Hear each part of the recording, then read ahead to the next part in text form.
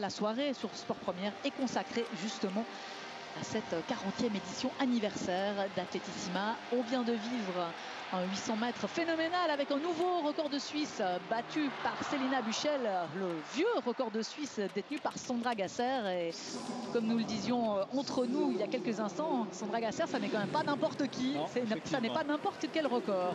Mais le 800 mètres a souvent été une discipline qui réussit très bien aux athlètes helvétiques. Oui, il y a eu quelques bonnes athlètes suisses et chez les messieurs aussi, avec André Bucher notamment, effectivement. Il y a une tradition alors, on va dire. On va dire ça. Mais là, encore une fois, je veux dire, Célina Buchel, bon, championne d'Europe en salle, très bien, bravo. Mais là, ce soir, elle franchit vraiment un palier énorme parce qu'elle vient s'établir parmi les toutes meilleures du monde.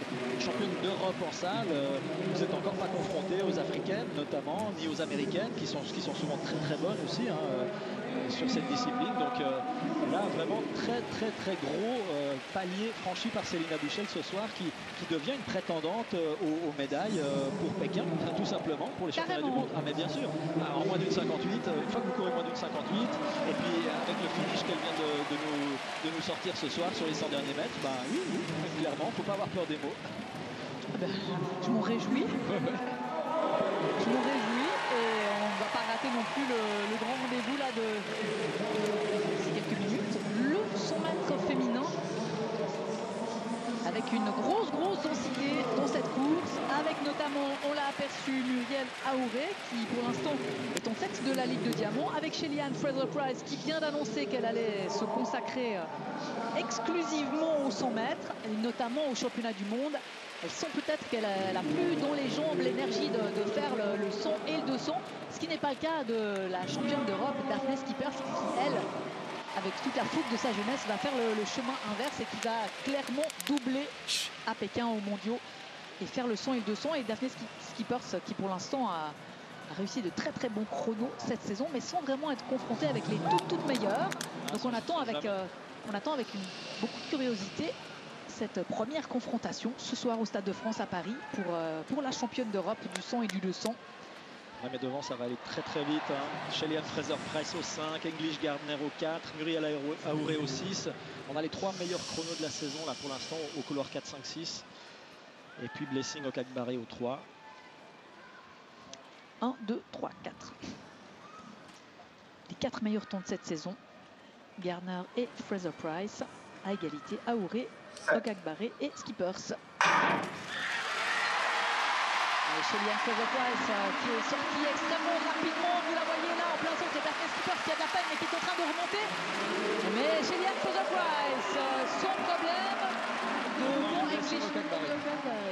devant Blessing Okakbaré, English Gardner qui est un petit peu coincé après avoir pris un bon départ.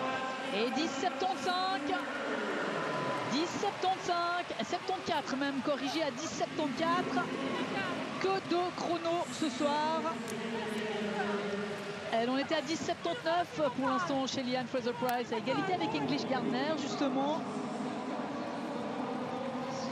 Et 10,80 pour Blessing Okakbaré. Meilleure perf de la saison également pour elle, qui en était à 10,87.